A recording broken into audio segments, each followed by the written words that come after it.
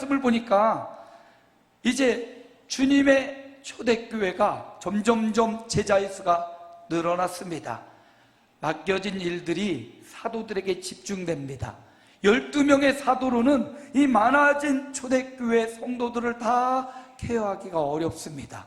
행정적으로도 그렇고 또 말씀과 기도 사역도 그렇고 역할의 분담이 필요해졌습니다. 그때 이제 공동체 안에서 여러 가지 사건들이 일어나지요. 그래서 주님이 초대교회 공동체에게 일꾼을 세우는 그런 장면이 오늘 본문의 말씀입니다. 그래서 그 일꾼은 사도들이 세웠지만 주님이 세우신 교회의 일꾼이기 때문에 그들은 주님의 일꾼이었어요. 그래서 오늘 주님의 일꾼은 어떤 사람들이었고 그들의 역할은 무엇이었고 그들은 어떤 사람들이었는지 주님의 일꾼에 대해서 한번 살펴보기 원합니다. 자, 오늘 본문 말씀을 봅니다. 6장 1절 우리 함께 읽습니다. 그때 제자가 더 많아졌는데 헬라파 유대인들이 자기의 과부들이 매일의 구제에 빠짐으로 히브리파 사람을 원망하니 초대교회 제자의 수가 많아졌습니다. 여기 제자는 그냥 평범한 성도들보다 더 성숙한 사람들, 그들 제자 아닙니까? 근데 그 제자의 수가 많아졌는데 그런데 보니까 매일의 구제에서 히브리파가 있고 헬라파 여인들 과부들이 있는데 히브리파 과부들에게는 구제가 많이 가는데 헬라파 과부들에게는 구제 물품이 잘 가지 않는 이런 현상이 벌어졌습니다. 사랑하지 않아서 그런 거 아니죠. 일꾼이 역할이 잘 또 분배가 잘 이루어지지 않아서 이런 일들이 벌어졌던 겁니다. 이 일 앞에 오늘 헬라파 사람들이 이 일을 통해서 히브리파 사람을 원망하는 이런 안 좋은 사건이 벌어졌습니다. 자, 사건은 별로 좋지 않지만 이 좋지 않은 사건을 통해서 초대교회는 원만하고 은혜로운 해결을 봅니다. 하나님이 교회에 일꾼을 세우신 이유가 있다면 원망하고 불평하라고 세운 게 아니라 이런 문제, 어떤 불편함을 해결할 수 있도록 일꾼을 세우셨다라는 말씀이겠지요. 그래서 여러분, 누가 일꾼입니까? 예수 그리스도를 만나고 믿고 그리고 교회에 나와 신앙생활하는 우리 모두는 일꾼입니다. 꼭 목사 안수를 받고 장로의 기름 부음을 받고 안수 집사, 권사 또는 집사가 돼야 일꾼이 아니라 예수 그리스도를 구주로 믿는 모든 사람이 일꾼입니다. 믿으십니까? 네. 옆에 보시고 당신은 주님의 일꾼입니다. 그렇습니다. 남녀노소, 남자나 여자나 어린아이나 어르신이나 우리 모두는 예수님을 만났고 예수님을 믿는 사람으로 교회에 앉아 예배하고 있습니다. 우리 모두는 다 주님의 일꾼이라는 사실이에요. 물론 교회에 직분을 따라 이렇게 목사님을 세우고 장로님을 세우고 일꾼들을 세우지만 기본적으로 우리 모두가 주님의 일꾼이라는 사실을 잊지 마십시오. 그냥 와서 저 한쪽에서 예배만 드리고 가야지, 그분도 일꾼입니다. 여기 순간에 서서 막 찬양 얼마나 힘들어요. 우리 찬양대원 보면 청년이니까 잘 감당할 수 있겠지 하지만 힘들어요. 일주일 내 회사와 가정에서 시달리다가 이른 아침 여러분보다 훨씬 일찍 나와가지고 이거 맞춰야 돼요. 그냥 이렇게 놨으니까 해, 이게 안 되거든요. 다 맞추고 건반도 맞추고 뭐 드럼도 맞추고 베이스도 맞추고 음도 맞추고 또 연습하고 다음 주 뭐 해야 될지 또 콘티도 짜고 이렇게 사는 거거든요. 그러니까 얼마나 힘이 들고 어렵겠어요. 이들도 주님의 귀한 일꾼들이에요. 더 많이 수고하는 저들을 위해서 여러분 기도 많이 해주시고 저들 위해서 격려도 많이 해주시기 바랍니다. 그런데 하나님이 이렇게 일꾼을 세우신 이유, 곳곳에 일어나는 원망과 불편함을 해소하라고 주님이 일꾼을 세우신 거예요.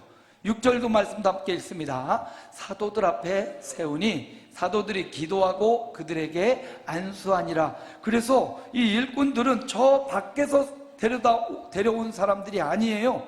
교회 안에서 제자들 중에서 함께 울고 함께 웃고 함께 부르짖어 기도하고 성령 받은 그 사람들 중에서 일꾼이 세워졌어요. 뭐 하라고 세웠습니까? 원망과 시비가, 불편함과 어려움을 해소하라고 세웠지만 근본적으로 일꾼을 세운 이유는 교회를 세우라고. 따라합니다. 교회를 세우라고. 교회를 세우라고 목사를 세우고 장로를 세우고 권사와 집사와 성도를 세운 거예요.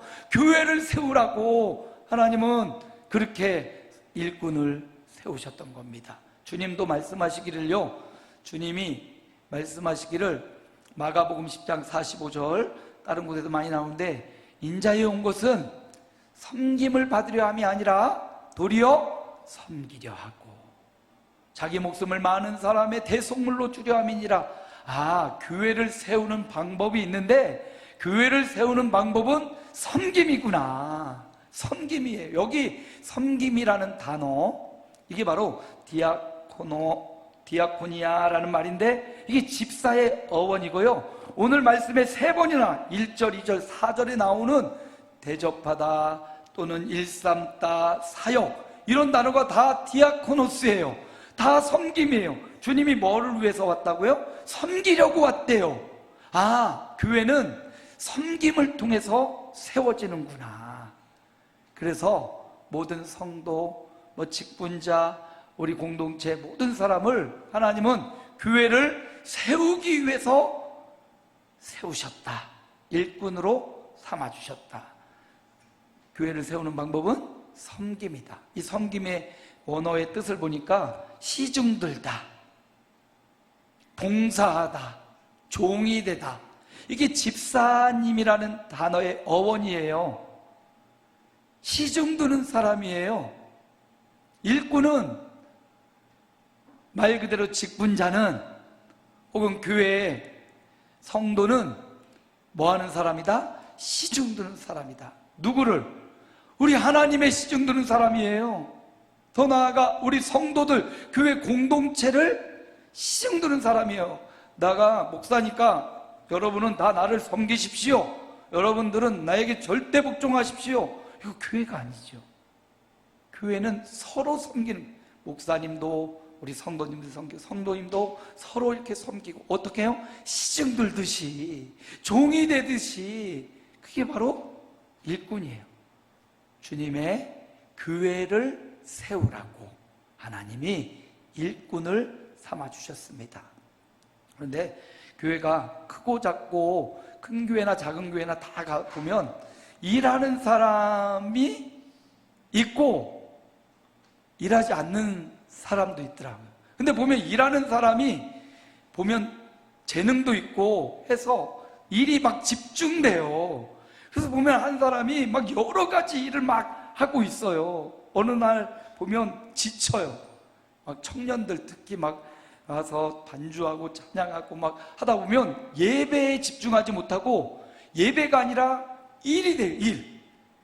반주하는 일, 드럼 치는 일, 앞에서 리더하는 게 하나님을 온전히 생각하며 영광 돌리는 예배가 아니라 일이 돼버릴 경우가 있단 말이에요. 그래서 이제 요즘 9월, 10월 되면 저에게 로비를 하는 일꾼들이 있어요. 목사님, 나 지금까지 진짜 열심히 했는데 나 좀 쉬고 싶어요. 한 해만 쉬게 해주세요. 1년만 나도 좀 교양 있게 교회 한쪽에 와서 교양 있게 앉아서 예배하다 갈 수 있도록 목사님 저 좀 쉬게 해주세요. 그렇게 로비하는 청년들, 집사님들, 장로님들도 있어요. 그래서 제가 20여 년 교역자 생활하면서 그분들 소원을, 마음을 로비를 받고 들어주잖아요. 절대로 그렇게 안 되더라고요. 쉬고 그냥 쉬더라고요. 그냥 떠나가요. 그들의 신앙이 더 발전하고 성장하지 않고요, 오히려 그들의 마음과 신앙이 타락하고 점점점 세상으로 나가고, 교회 청년의 리더였던 사람이 그냥 평범한 자리로 들어가서 그냥 세상으로 나가버리더라고요. 여러분, 저와 여러분에게 주신 직분과 사역의 현장은 오히려 저와 여러분을 위하여 존재하는 거예요. 정말 너무 분주하고 많으면 역할을 분담하고 이렇게 분산해서 그 맡겨진 책임을 조금 덜어줄 필요는 있어요. 그런데 그 자리를 완전히 비워서 완전히 처음 교회 나온 초신자처럼 만들어주면요, 그 사람 신앙이 성장하지 않습니다. 교회 안에 새가 조금 많을지언정 초신자가 많으면 안 돼요. 초신자가 되고 싶으면 안 돼요. 하나님은 우리를 일꾼으로 부르셨다고요. 그러니까 교회를 세우는 일꾼으로 하나님이 저와 여러분을 세우셨다 믿고 믿음으로 저와 여러분에게 주어진 사명을 잘 감당해내시기 바랍니다. 너무나 분주하고 체력이 약하면 하나님, 이 일을 감당할 체력을 주옵소서, 이 일 더 잘할 수 있도록 물질의 축복을 주옵소서, 문을 열어 주옵소서, 그러면서 여러분에게 맡겨주신 사명과 사역을 잘 감당해내시기를 주의 이름으로 축복합니다. 그렇게 열심히 분주하고 힘들지만 사실 밖에서 뭐 세상 일에 술 먹고 모임을 하고 막 그런 일에 열심을 내는 것보다 여러분이 이곳에서 하나님을 위해서 예비하고 하나님을 위해 헌신하고 봉사하는 이 디아코노스, 하나님은요 결코 잊지 않으십니다. 하나님은 여러분에게 견딜 만한 능력과 힘을 분명히 주시는 분이셔요. 그래서 여러분, 저와 여러분이 우리 아름다운 공동체를 세우는 일꾼 되시기를 축복합니다. 다른 거 아니에요. 다른 공동체가 아니라 교회를 잘 세우라고, 머리 대신 주님을 중심으로 교회를 잘 세우라고 나를 주님의 일꾼으로 세우셨구나. 저와 여러분이 주님의 교회를 세워나가는 남은 생애가 되시기를 축복합니다. 두 번째, 주님의 일꾼을 보니까 2절 함께 읽습니다. 12사도가 모든 제자를 불러 이르되 우리가 하나님의 말씀을 제쳐놓고 접대를 일삼는 것이 마땅하지 아니하니. 여기 보니까 사도들이 12명의 사도들이 너무 분주합니다. 말씀을 전하기도 하고 기도도 해야 되고 또 행정적으로 접대하고 과부도 돌봐야 되고 어린아이 고아도 돌봐야 되고요. 교회 안에 너무나 많은 사역들이 있는데 이 12사도의 힘으로는 도저히 불가능한 겁니다. 그래서 이 일들을 일삼는 것, 이게 바로 디아코노스인데요. 이 일을 다른 사람들에게 맡겨서 함께 이 일을 해나가야겠구나. 그래서 일삼는 자를 세운 겁니다. 4절도 함께 읽어볼까요? 우리는 오로지 기도하는 일과 말씀 사역에 힘쓰리라 하니. 여기 사역이라는 단어가 나오지요. 이게 기도하고 말씀을 전하는 것은 사역이고, 접대하고 대접하고 구제하고 재정을 보는 것은 일삼는 것이라고 했는데, 이 두 단어가요 똑같은 동일한 단어예요. 동일하게 디아코노스예요. 동일하게 시중 들고 동일하게 섬기고 봉사하는 겁니다. 그래서 목사님이 이곳에 와서 말씀을 전하는 사역이나 여러분이 찬양을 인도하는 사역이나 또 여러분이 주방에서 성도들의 밥을 위해서 열심히 땀 흘리고 봉사하는 것이나 똑같이 사역이라고요. 하나님은 어느 것은 높은 것이고 어느 것은 낮은 것이라 말씀하지 않아요. 여러분이 교회에 와서 휴지를 젓고 청사를 하는 그것도 사역이고요. 여러분이 하나님의 말씀을 잘 듣고 예배 안에 집중하는 것도 이것도 사역이고요. 그래서 하나님은 어떤 더 중요하고 덜 중요한 것이 있다라고 구분하는 것이 아니라 주님의 이름으로 하는 모든 것이 귀하고 주님의 이름으로 하는 모든 주의 일이 하나님 앞에 존귀하다 말씀하십니다. 그래서 사도들이 하는 일이 더 중요하고 여기 뽑혀진 일꾼들이 하는 일은 하등의 일이야, 이렇게 말씀하지 않아요. 모든 일이 귀중하고 소중하다 말씀하십니다. 오히려 하나님이 우리에게 주신 소명과 사명을 발견하는 게 이게 더 중요해요. 여러분, 이 교회에 앉아있는 모든 성도님들은 소명이 있어요. 소명은 뭐냐면 하나님의 부르심입니다.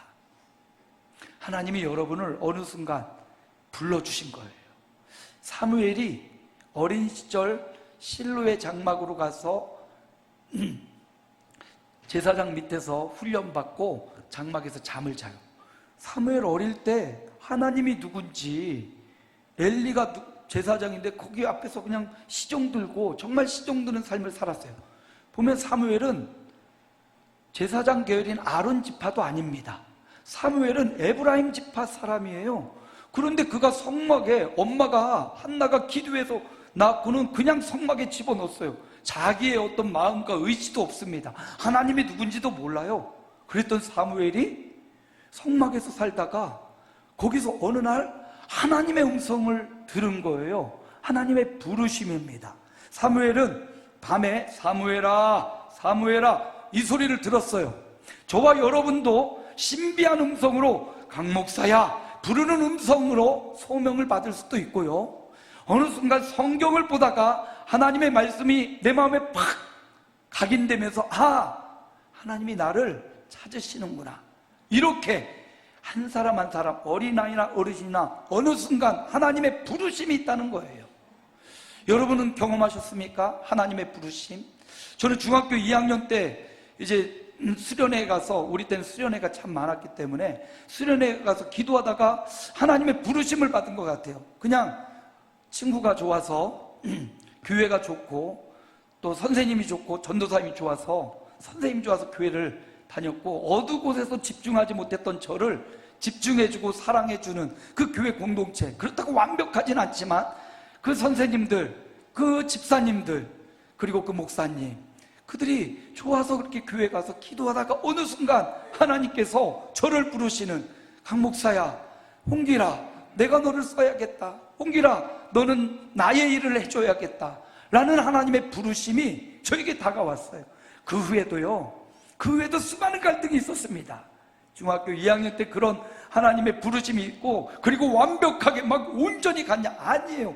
그 중간에도 수없이 많은 갈등도 있었고, 어려움도 있었고, 또 자빠짐도 있었고, 나 이거 못하겠습니다 하나님, 두 손 두 발 들고 난 이제 우리 친구들이 좋은 친구를 향해서 가겠습니다 하고 막 친구들에 가서, 그런 얘기하면 안 되지만 막 마시고 그러면서 막 방황하고 그러다가 그런데도 하나님은 나를 또다시 제자리로 가져오시는 거예요. 억지로 다른 길로 가는데도 다시 어느 순간 지나보면 그 자리에 와 있고, 어느 순간, 이게 하나님의 부르심이에요. 세상이 거역할 수 없는, 사무엘을 그렇게 부르신 하나님이 그를, 아론의 지파도 아닌데 그를 이스라엘의 선지자로 삼으셨던 하나님의 부르심. 여러분, 하나님의 부르심에는 후회하심이 없다라는 찬양도 있잖아요. 하나님은 우리를 다 부르셨어요. 그리고 모든 사람이 구원을 받으며 모든 사람이 진리를 아는 데 이르기를 원하시느니라 라고 성경은 우리에게 말합니다. 여러분, 부모님이 교회 다녀서 교회 온 사람도 있고요, 습관처럼 교회 오는 분도 있지만요, 하나님이 여러분을 다 부르셨기 때문에 오늘 이 자리에 앉아 계시는 거예요. 그 부르심은요, 하나님이 너는 나의 백성이야, 너는 나의 아들이고 너는 나의 딸이야, 이게 하나님의 부르심. 내가 하나님의 자녀고 백성이구나 라는 이 부르심을, 하나님의 부르심을 받게 되는 거예요. 자, 그런데 하나님이 이렇게 부르셨다면 부르고 끝이냐? 아니에요. 부르신 자에게 사명을 주시는 거예요. 사명은 이제 네가 나를 위하여 이 땅에서 하나님의 영광을 위해 하나님을 예배하며 하나님을 영화롭게 하며 살아갈 너에게 준 사명이 있어 하면서 심부름을 주시는, 이게 사명입니다. 모든 성도는 소명자요, 모든 성도는 사명자예요. 여러분에게 하나님이 맡겨주신 사명은 무엇입니까? 그것은 바로 교회를 세우는 거예요. 섬김으로 교회를 세워나가는 사명. 어떤 사람에게는 피아노를 반주하는 게 사명일 수 있어요. 어떤 누에게는 이제 예배하는 사명도 있고, 전도의 사명도 있고, 어떤 사람에게는 찬양의 사명, 어떤 성도에게는 봉사와 헌신의 사명을 하나님이 주셨습니다. 근데 그 사명도 점점점 발전하고 성장해요. 여기 7명의 스데반, 빌립, 브로고로, 니가노르, 디몬, 바메나시, 니골라, 이 7명의 집사님을 세웠는데 이분들이 늘 그냥 구제하는 일, 행정적인 일만 하지 않았어요. 보니까 그들이 받은 그 사명에서 점점점 나아가 스데반은 공회 앞에 가서 설교하고 말씀을 전하는 사명을 감당하고요, 빌립도 전도자가, 여기 빌립은 예수님의 제자 빌립이 아니라 예수님의 일꾼 집사 빌립을 말해요. 그러니까 제자 빌립도 그 사명을 감당했지만 전도자로 일꾼으로 세움받은 이 집사 빌립도 사마리아에 가서 복음을 전하고요, 후에는 보면 인도까지 가서 아소도에 가서 강력하게 복음을 전하여 지금도 인도 한 구역에는 이 빌립이 전도했던 그 지역의 사람들이 여전히 예수님을 잘 믿고 있는 그 교회가 남아있어요. 여러분 보십시오. 사역, 사명, 집사, 이 모든 동일한 어원을 갖고 있는 이 단어, 하나님이 저마다 목사님에게 목사님의, 장로님과 권사님과 우리 집사님과 온 성도들에게 하나님이 부르셨다면 반드시 그에게 주신 사명이 있어요. 그걸 잘 감당하라고 뭘 세우셨다? 일꾼으로 세우셨단 말입니다. 하나님이 저와 여러분에게 주신 소명과 사명을 잘, 나는 왜 교회를 다니고 있지? 내가 왜 교회에 나와 이 자리에 앉아있지? 하나님의 소명을 묵상하는 한 주간 되시기 바랍니다. 그리고 하나님이 저와 여러분에게 그럼 왜 나를 이 우리 아름다운 공동체에 보내셨지? 내게 주신 사명은 무엇인지 그 사명을 위해 기도하시고 잘 감당하는 일꾼이 되시기 바랍니다. 오늘 말씀 3절도 한번 읽어볼까요? 함께 있습니다. 형제들아, 너희 가운데서 성령과 지혜가 충만하여 칭찬받는 사람 7을 택하라. 우리가 이 일을 그들에게 맡기고, 4절도 읽어볼까요? 5절입니다. 함께 있습니다. 온 무리가 이 말을 기뻐하여 믿음과 성령이 충만한 사람 스데반과 또 빌립과 브로고로와 니가노르와 디몬과 바메나와 유대교에 입교했던 안디옥 사람 니골라를 택하였다. 이 7사람을 택하여 일꾼으로 삼았습니다. 본문에는 집사라는 표현이 안 나와요. 그러나 디아코노스라는 단어가 3번 나와서 이 디아코노스가 집사, 사도행전 뒷부분에 보면 집사 중 한 사람 이런 표현을 통해서 이들이 7 일꾼이었고 7 집사라고 불렸던 사람들이구나. 여러분, 누가 7명의 집사가 되었나요? 믿음과 성령이 충만한 사람, 칭찬받는 사람, 지혜가 충만한 사람, 그가 바로 일꾼으로 선별되었어요. 수많은 제자들이 있는데 그들 가운데도 믿음과 성령 충만한 사람, 그들이 일꾼으로 세워졌다. 근데 여기요, 믿음과 성령이 충만한 사람이라는 의미가 시제적으로 볼 때 이제 이미 믿음과 성령으로 충만했어, 과거로 끝나지 않아요. 현재로도 끝나지 않고 이건 불완전, 미완전 시대예요. 성령과 지혜로 계속해서 충만한 사람, 그가 바로 일꾼이었어요. 오늘 우리 공부 잘하는 사람, 똑똑한 사람, 성공한 사람, 돈 많은 사람, 건강한 사람 아니라 성령과 지혜로 충만하려는 사람, 그 성령과 지혜, 믿음으로 늘 주님 앞에 나아가 그 성령 충만을 사모하며 기도하는 사람, 바로 그가 일꾼 되었다라는 것입니다. 오늘 그들이 결과적으로 성령이 충만하고 지혜가 충만해서 뽑힌 것도 있지만 그것보다는 과정으로 여기고 지금 더 성령을 사모하며 지금 더 믿음 가운데 있으려고 하나님 앞에 나아가 엎드리는 바로 그 사람, 그가 일꾼이 된 거예요. 그래서 여러분, 나는 성령 충만하지 않은데, 나는 믿음과 지혜가 없는데, 나는 부족한데, 그러니까 그 성령 충만을 사모하며 일꾼 되시기를 축원합니다.